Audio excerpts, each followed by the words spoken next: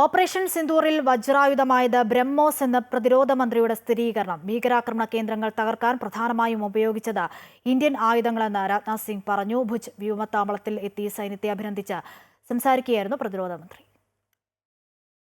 BrahMos missile की ताकत को तो पाकिस्तान ने खुद स्वीकार कर लिया है। हमारे देश में कहावत काफी पुरानी है और वह है दिन में तारे दिखना। ആഗോള ഭീകരതയ്ക്കെതിരെയുള്ള മറുപടിയാണ് ഓപ്പറേഷൻ സിന്ദൂർ എന്ന് പറഞ്ഞ പ്രതിരോധ മന്ത്രി തദ്ദേശീയ ആയുധങ്ങളുടെ കരുത്ത് ലോകം അറിഞ്ഞുവെന്നും വ്യക്തമാക്കി. വെറും 23 മിനിറ്റ് കൊണ്ടാണ് പാകിസ്ഥാനെ നിലംപരിശാക്കിയതെന്നും പ്രതിരോധ മന്ത്രി കൂട്ടിച്ചേർത്തു. भारतीय वायुसेना के लिए सिर्फ 23 मिनट यह काफी थे पाकिस्तान की सरजमीन पर पल रहे आतंक के अजगर को कुचलने के लिए. പാകിസ്ഥാനെ നല്ല നടപ്പിന് വിട്ടിരിക്കുകയാണെന്നും ഇതുവരെ കണ്ടത് ട്രെയിലർ മാത്രമാണെന്നും മുഴുവൻ ചിത്രം പിന്നാലെ വരുമെന്നും രാജ്നാഥ് സിംഗ് മുന്നറിയിപ്പ് നൽകി. ऑपरेशन सिंदूर अभी खत्म नहीं हुआ है।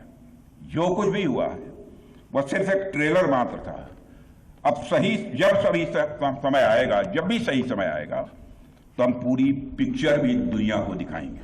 പാകിസ്ഥാന് ലഭിക്കുന്ന പണം മുഴുവനും ഭീകരപ്രവർത്തനങ്ങളുടെ പ്രോത്സാഹനത്തിനായി വിനിയോഗിക്കുന്നതിനാൽ പാകിസ്ഥാന് ധനസഹായം കൈമാറുന്ന കാര്യം പുനഃപരിശോധിക്കണമെന്ന് അന്താരാഷ്ട്ര നാണയനിധിയോട് പ്രതിരോധ മന്ത്രി ആവശ്യപ്പെട്ടു.